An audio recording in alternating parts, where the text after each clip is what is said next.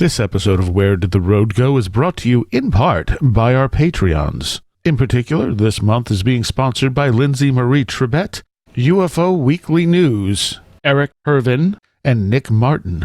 I thank you all so very much. And if you want to become a patron, you can do so at www.wheredidtheroadgo.com. And now our show. Transmission start. Welcome to Where Did the Road Go? Join us as we wander off the path and explore lost history, consciousness, the paranormal, unexplained mysteries, alternative thought, and much more. We are present on the web at wheredidtheroadgo.com. Now here is your host, Seriah.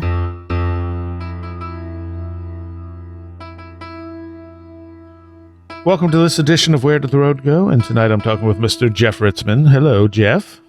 Hello, sir. How are you? And we're going to talk about Lodge 49 because I know this is pretty much your favorite show. And I like it a lot. I don't know if it's my favorite show, but it's definitely up there.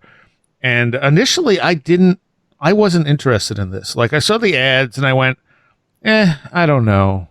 And then I saw, I think you and Michael Hughes going on about how much you guys loved it. And I went, okay, if both of them love this, I must have to watch this.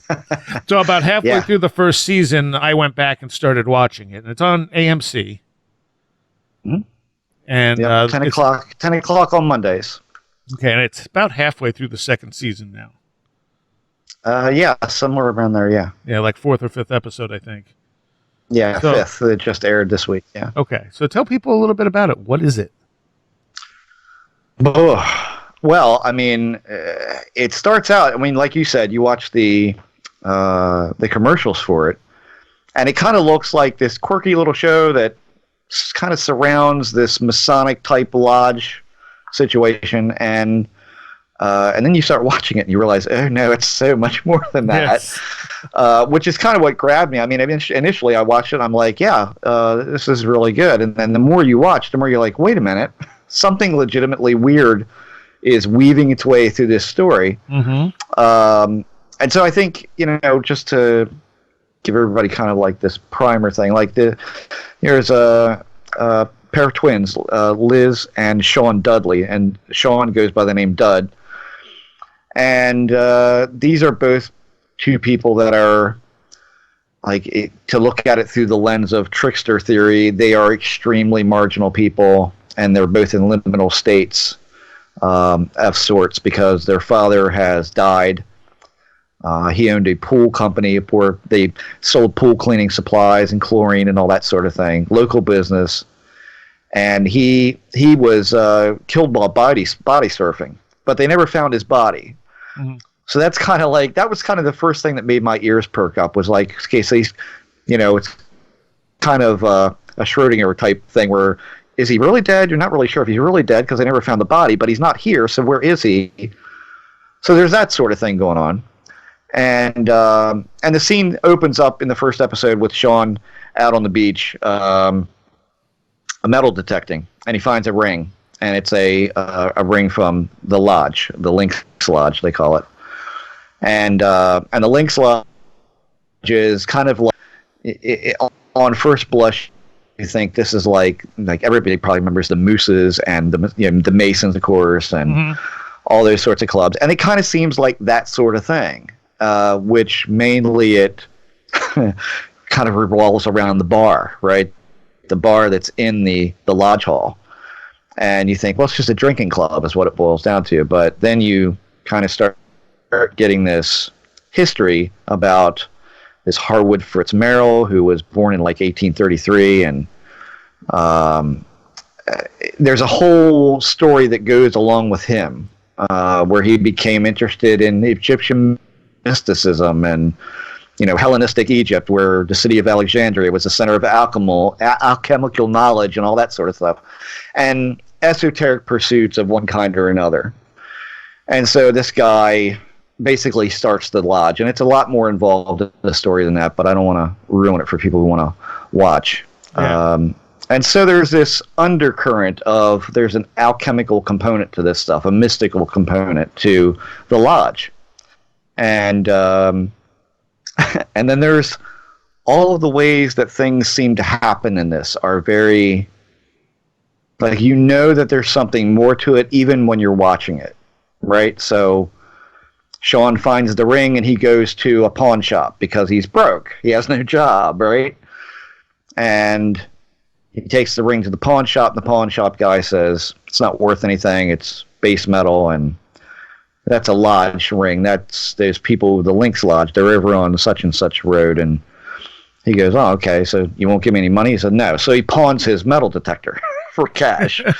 And, and so he's out of work, and Liz, his sister, is working in a place called Shamrocks. So there's a symbol with high esoteric connotations, the Shamrock, right? So that's where she works, and it's basically, it's all about boobs and miniskirts. And it's sort of a Hooters. It's a job. It's not a career. But it's that liminal position. This is not a career job. It's a job you get to pay bills, to get through college, or to whatever. And so there's that sexual component of that's kind of taboo. Like, there's all these girls with short skirts on walking around serving beer in low-cut tops and all this kind of stuff. So it's very much that kind of, I don't know, it's that perfect place for seeing the marginal aspects of her existence in the story.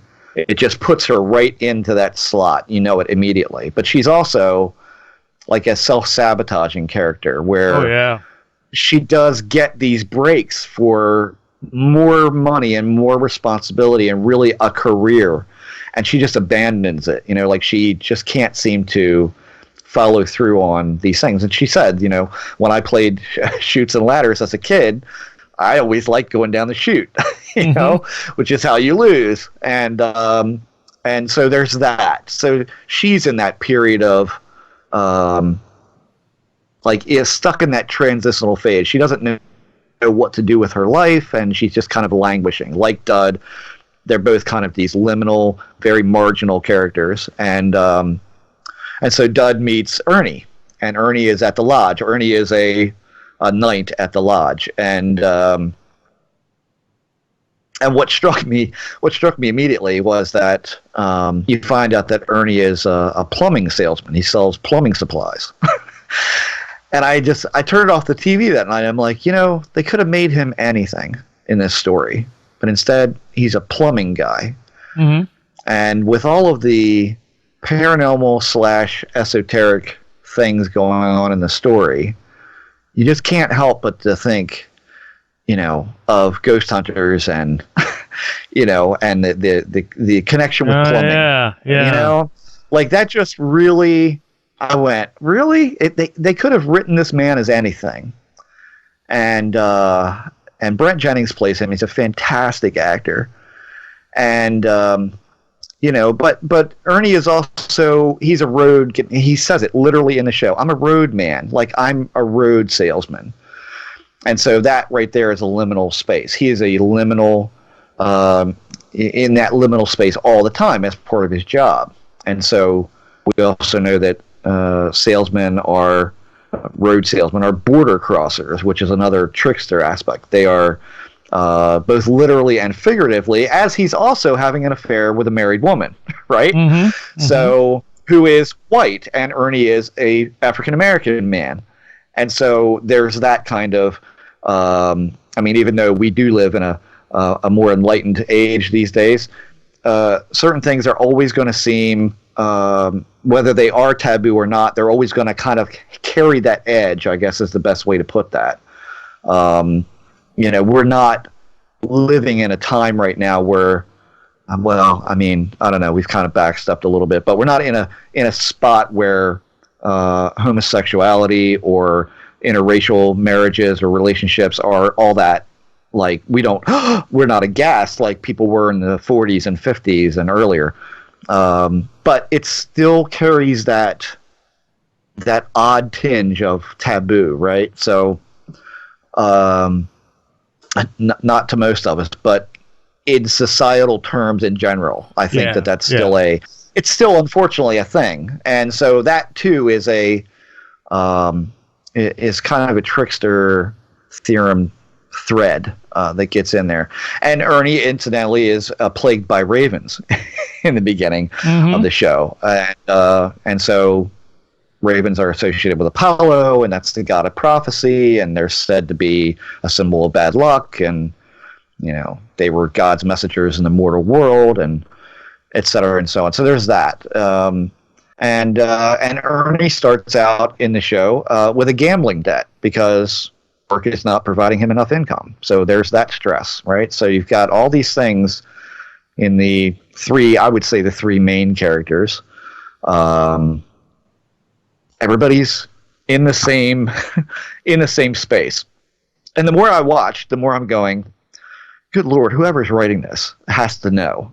They have to know. You find out that Jim Gavin, the creator, who's a brilliant writer and conceptualist of all these things, I just recently found out is actually into some of this weird stuff, and he said to a person on Twitter the other day that he does in fact follow this stuff and tries to be as accurate as possible with what he writes and how he figures the story. But I still have to wonder, like, did you write all these people in this marginal space because you know about trickster theorem and this is how these things kind of roll? Because in the course of the show, there are visions. People are having visions in this little group of people. Dud has had visions. Other characters in the story, they've all had these mystical experiences, and everybody seems to be in that space where it's ripe for paranormal eruptions to happen. You've got Blaze, who is a member of the Lodge, and Dud meets him upon getting in. And Blaze is an apothecary owner, which is really just a fancy pot shop, right? But this guy is a character that is steeped in mysticism and marginality as well.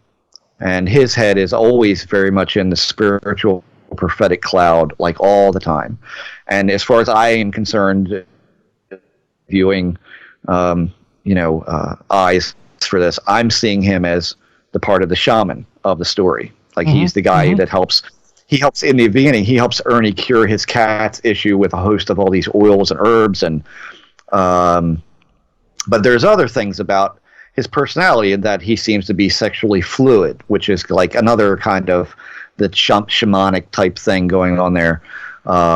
Because later on in, I think it's season 1, he sleeps with a man, but you're not sure whether he's gay because it's not really stated that he is, but you're left in that story-wise point where is he or isn't he? And as you watch the story, you realize, well, it's just part of his nature. He just is a fluid guy. But he is the one who takes on what they call the magnum opus, achieve success with, and he's very much that shamanic figure in the story. And then there's Connie and Scott, and Connie is a reporter. These are both Lodge members as well. She's a writer, reporter, and in the beginning of season 1, she pretty much loses her job. I'd say about halfway through the season, or a couple episodes in. Right. She loses her job, and she is unbelievably liminal and marginal because online media has taken over her job and made her obsolete. Right. So. Right. But there's also the added feature that she's terminal with some kind of quote unquote brain cloud. Right. So we're thinking it's either brain cancer or a tumor or something like that. So she stands on this threshold that actually, it's amazing that this thing dances so closely with trickster theorem and the way things are written so play into this that you see them every chance that you see them. Every time you turn around, there's something else. That you almost wonder, could someone actually write this? I mean, that's what I've wondered. Like, is this just happening, or is this being written so deftly? And I don't doubt Jim's, his abilities, because like I said, he's an amazing writer. But oh my God, it's so much. Like, it's so much. And she is stated directly in these words that she is in a threshold event. She's on the threshold of the hereafter, but also in season 2, she's on the threshold of better and understanding of the Lodge and the history and the mystical connections. And this most recent episode that aired this past Monday, she has a vision that is pretty astounding. And again, I'm not going to ruin that for everybody. But then you've got Orbis, which is like I don't know, what do you compare this to? It's like it's an aerospace firm that's based in Long Beach, which is where this whole story unfolds. And Orbis is closing down, right? So people are losing their jobs. So the whole town is in this liminal, chaotic state because people don't know what they're going to do for a living. And just about if you live in Long Beach, chances are you know someone who's worked at Orbis, or your parents worked there, or your grandparents, or it's just that kind of place, and it's closing down. And there are some very interesting things that go on there throughout the story that are very weird. So, including Bruce Campbell being a part of that. Yes, yes. So yeah, there's a land development, which again, construction, change, right? So all of these themes and these sub-themes are just pulsing through this entire story. It's extraordinary. I mean, I watched this past Monday and I said, you know what? I've had enough. I've got to record something because people know just how amazing that this show is for what it's able to do. And if it's not being written this way, if a lot of these very subtle things aren't actually being written and they're just coming out, then that's really incredible as well. Right? So I would assume that it's probably all being written this way, but it feels so accidental. I mean, and that's probably the brilliance of Jim's writing. Yeah. That's probably just that amazing writing style. But they go, of all places, they go to a psychic. They end up at a psychic's place this week. And the psychic, I mean, in watching him talk and watching him behave, he clearly admits to Liz that he's not a psychic. That was great. But he knows things, and he hangs at the track, and he plays the horses, right? Because he knows the jockeys, and he knows the trainers, and he's got an insight. He's not psychic. He's just an astute guy that's trying to make his way in the world, right? And he's very observant and all of these things. But at the end, when she's getting ready to walk out of his apartment, he lays, the psychic thing down on her. And you can clearly tell that this is not coming from being a con man or a quick talker. This is coming from a place of he's legitimately psychic. And you're like, oh, come on. Come on. The guy is a con man. He's deceptive. He's slick, but he's also psychic. And that's also a very, again, these things erupt from people. I mean, what did they find out in some of these psychical experiments is that when there's the element of deception is accounted for with a subject, that more odd things seem to happen. So that component adds to the reality of psi. So I think that's amazing writing if that was actually something that was found out and that put into play. But I mean, my God, I saw that and I'm like, yeah, I'm done. I gotta like write something or do something, and I don't know. It's extraordinary to watch this story, and the story is good too. I mean, don't get me wrong. It's not just I don't just watch it because I go, oh, that's Trickster, that's Trickster. It's a great story, and it's hysterical too. I mean, it's funny as you can't believe, but It's quirky, it's weird. Even if you don't get all the that type the stuff you've been talking about, the esoteric type of stuff, it's still fun to watch. Yeah. Oh yeah. Absolutely. And I mean, the stuff that happens with them is just ridiculous. Yeah. I mean, and everywhere you look, you can look at certain characters and go, for the first time, being into this subject actually gives me insight into a television show, right? That isn't Ancient Aliens or something, or Ghost Hunters or whatever. I literally said 2 or 3 weeks ago, Connie is going to become a very important figure in this whole thing. And sure enough, I mean, she's, she has taken a step into kind of being above the lodge. I mean, kind of like she's now been inducted into this thing called the True Lodge, which we're not even sure what that means yet. But, it obviously comes with some kind of interesting knowledge about things. And she is actively kind of pursuing a miracle with blindfolding herself, with having lynx eyes, kind of embroidered on the blindfold.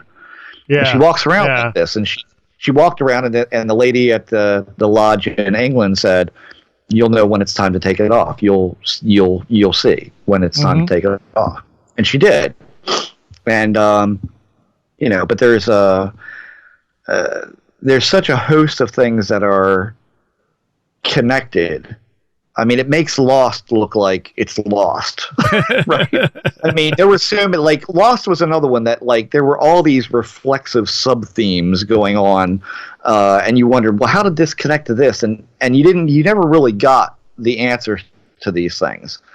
The great thing about Lodge 49 is you do get those things. They do resolve themselves, and you understand a little bit more about these strange things that people are seeing when you look at certain paintings on the wall in the lodge, or you look at, they zoomed in on I think it was last week's, not this past Monday's, but the Monday before, they zoomed in on an etching that's over the fireplace in the library, which is a real artifact from Alchemy.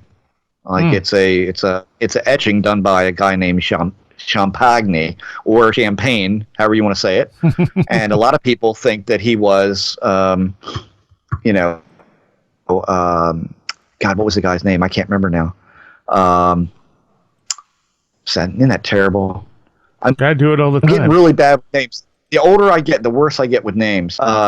Anyway, this was a guy who, back in the day, was one of those people that they assumed that he had actually gotten the trick to turning lead into gold, which is the whole thing about.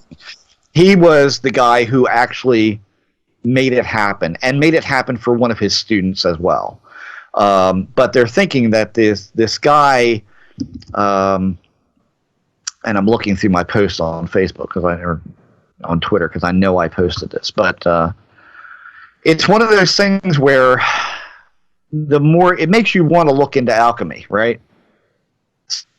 Start looking at alchemy, you realize that there's a lot of stuff that people don't know about, even the figures that are involved in it, which is really that just makes it all the more a marginal pursuit, right? And there's heavy spiritualism in this stuff, and there's but it's also it's also like chemistry and other stuff, and I never really knew that much about it. I certainly had heard the word before, but I never knew what it meant. And then there's the deeper connotations as to what all that means. Right. Fulcanelli is the guy I'm thinking of. I just found the post. So Fulcanelli was this guy that is said to have transmuted 100 grams of lead into gold using projection powder.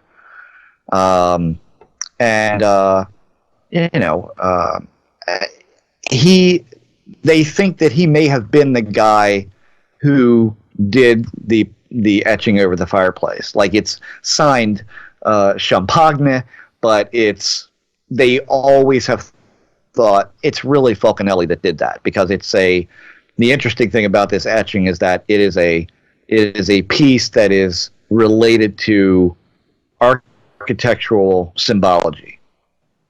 And so in the lodge, they find, I think purely by accident, they find a room that has been sealed off that contains this library.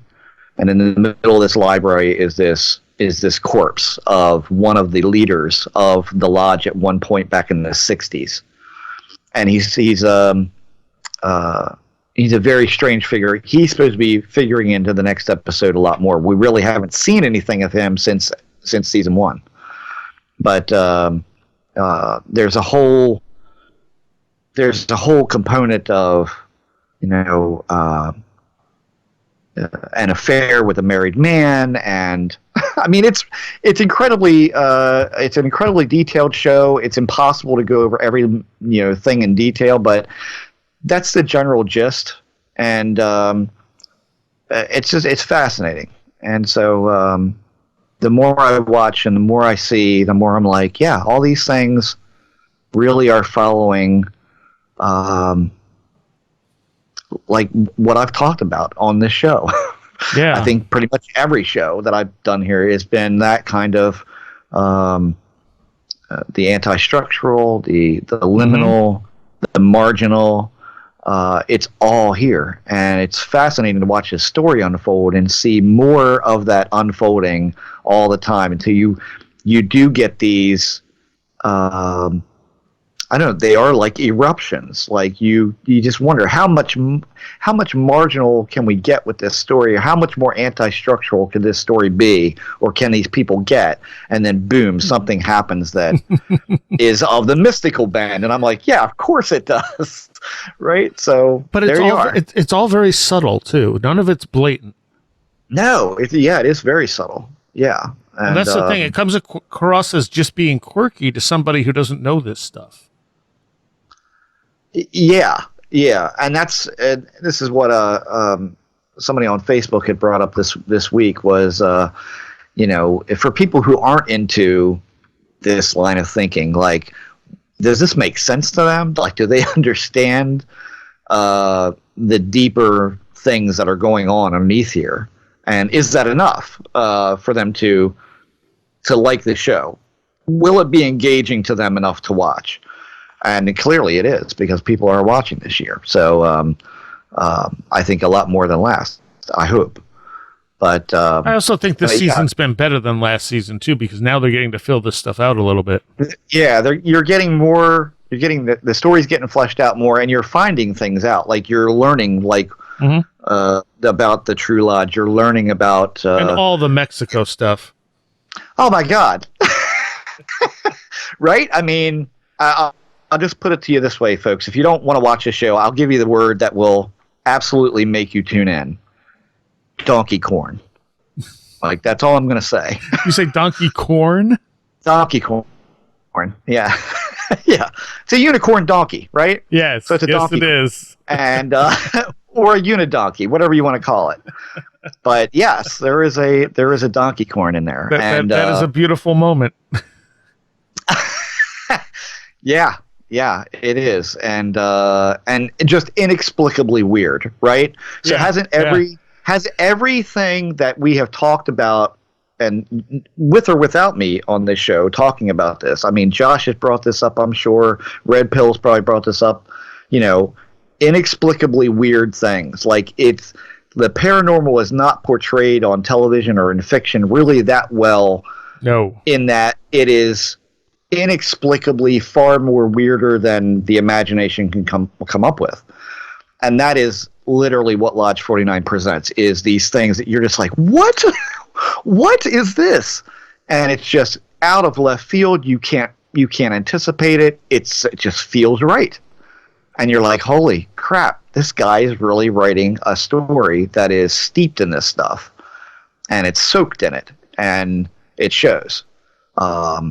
So I can't talk enough about it. I love this show. and you've talked to some of the people who make it on Twitter. Uh-huh. Mm-hmm. And have they told you anything that is not public as far as that type of stuff goes? No, I don't really ask. Like I like from the first episode that I saw, I pretty much, I think it was like maybe a week. I was a week behind, I think, last year, and I just, I mean, for me, it was like one of these things where there's not a whole lot when you do art for a living and you go to work and you do that every day. It takes a lot to come home and want to do it. Like, you just don't want to do it. And I'm guessing that probably a lot of people in my profession probably have this problem where, you started doing this thing because you loved it, right? And then it becomes your livelihood. And I don't say that I've grown to hate it, but I have grown to get tired of doing it. Sure. In the sense that I don't want to come home and draw, and I don't want to come home and paint, right? And I don't want to come home and do composite work in Photoshop and all that. Like, I'm not interested. But when this show came along, it fired something else in me that I started doing a piece of art for every episode. And this is probably the more inexplicable thing to me is that I just can't stop doing them. I'm not getting paid to do them. I'm not, I don't care that I'm not getting paid. I started doing them. I just put them on Twitter and I hashtag Lodge49, and that's how it started. And they just pour out of me. I don't know how else to say it. I mean, I don't even feel like I'm coming up with them. And that's when, to me, that's always when the art was really really cool to do, is when you feel like it's not you doing it, right? Right. And you just kind of waltz into this zone, and all of a sudden, it just starts falling, and it just pours out through you, and so you put it down, and there it is. And they're weird, and but I thought, I wonder if I'm going to get to a point where if I'm going to get to a point where I'm going to post these things, and is anything going to be predictive about what's going on? So I'm doing these pieces, and they're kind of reflective of the last episode, but they also, I think they kind of burst kind of out of like where I think the story might be going, or one character particularly had a great scene in the last episode, and so I'll kind of focus on them for one reason or another. And in some degrees, that's kind of been a little weird that sort of kind of has happened, not to any huge degree by any stretch, but things that I notice about the show that are happening are interesting. And so I don't know, somewhere along the line, the gentleman who plays Scott, Eric Allen Kramer, liked one of the pieces that I put up, like very early on, and now it's pretty much like I post a piece up, and pretty much the whole cast seems to really like them. So that's awesome. Nice, right? That's nice. It's nice to be able to do something that isn't Star Wars, that isn't work, that isn't somebody else's thing. It's nice to just pour something out of yourself and have people like it. So that's nice. But the cast are really nice people, and they super interacted with their fans, and and everybody that I've interacted with from the cast, they're lovely people. So I enjoy doing it for them. I enjoy doing it for other fans, because other fans now, are following this stuff, and so they're just fun to do, and I really enjoy it. And at this point, I don't think I can stop, because I see them, and I'm like, yep, that's got to happen. And now what's really weird is like little lines are jumping out at me, right? So on one of the episodes, Dud is in the donut shop, and he has, let's say, selectively borrowed some pool equipment from another company that is occupying his dad's shop, and he hates them, right? So he lifts this pool equipment and he steals it out of the back of their truck, and they come in and they say, "Did you steal this stuff out of the back of the truck?" And he goes, "No, I wouldn't do that." And he said, "Maybe it was it was a gang. There's gangs around here. They might have done it. Maybe it was the Willow Street Knife Boys." Like he makes this gang up out of thin air, right? And I'm just like, that just struck me. So I did a whole I did a whole colors back patch for the Willow Street Knife Boys, and I posted that, and that was a big thing. So what did I do? I put it up on TeePublic, and I started selling shirts of it. Nice. And so I'm taking all the proceeds of that, and all the proceeds from selling that shirt are going to go to St. Jude's. Beautiful. So we're going to do that, and so I just sold 2 more tonight, which is great because I want to at least give $50. You don't make much on these things, but if any listeners are fans and want one, you can go to my Twitter page and see the link for it. But and now I'm doing some work for another interesting little angle on this, because again, it's really inspirational for me, and there's not a whole lot of things that do that. So it's kind of nice to be inspired. It's nice to find something that does that for you. And it's nice to have deep shows on television. There's a handful out there, and that's definitely one of them. Yeah. So it's good stuff. I mean, I seriously recommend it. I mean, if you haven't seen it, you can watch it on Hulu. I think the season 1 is on Hulu. And I think if you have on demand, I would be reasonably sure it's probably on there. But you can also watch it on AMC TV on their website. They have past episodes, so you can catch up that way too. Yeah, I started halfway through, and honestly, I it was maybe up to season 6 when I started watching, and so I went back, and I think DirecTV On Demand had all the first episodes up to the previous week's episode, and it was there. But every time I tried to watch it, it errored on me, and then it would tell me it wasn't available, and I'm going, no. I need to see this one before I can watch the ones I have recorded, Right. And I eventually had to get it through other means, which I shouldn't have had to do, because it should have played, but it just refused to play. It was there. It just wouldn't. I couldn't watch it. Yeah. Lovely technology at times can be a pain. Yeah. but it is available out there. Yeah, it's out there. You can catch up, and you can see exactly what I'm talking about. And again, you watch this show and you go, wow, this guy is either really, really familiar with not only, the alchemical stuff and the history of alchemy, and if you guys out there listening, if you love little things that show up in shows that you can dig into and try and figure out why they're there, this is it. I mean, this show has all of that. So if you're like one of these people who you love a good mystery image that's shown on a back wall, you can figure out, and Jim has said, everything that they show in these background shots, or, he was talking in an interview about the painting over the fireplace, and he says, nobody's really figured that out yet. And well, so what do you think I did? I went out and doggedly hunted this picture down to figure out what it was and post it. But it's I get kind of where that's coming from. I'm not sure if I hit it directly on the head, but there's all these little images of things that you see. Like there's a scene where Dud is standing in Orbis, and he's running from guys who are stealing cable, right? Because Orbis is closing down, and there's all this cable everywhere and junk. And so people are in there scavenging it. And he catches them, and they chase him. And he crawls under this piece of plywood, and there's a door. And he goes through the door, and then he goes into a room through a crack in a wall, and then he goes down a ladder. So it's really deep in the bowels of this place. And he's standing in, water that's probably looks like it's maybe an inch deep or 2 inches deep, and all of a sudden there's stars coming up from the floor. He's seeing this vision of stars, and you see that some of these stars are brighter than others, and they are moving, and you go, okay, is this a constellation we should be looking up? It's that kind of stuff that you start digging into to go, okay, what did that mean?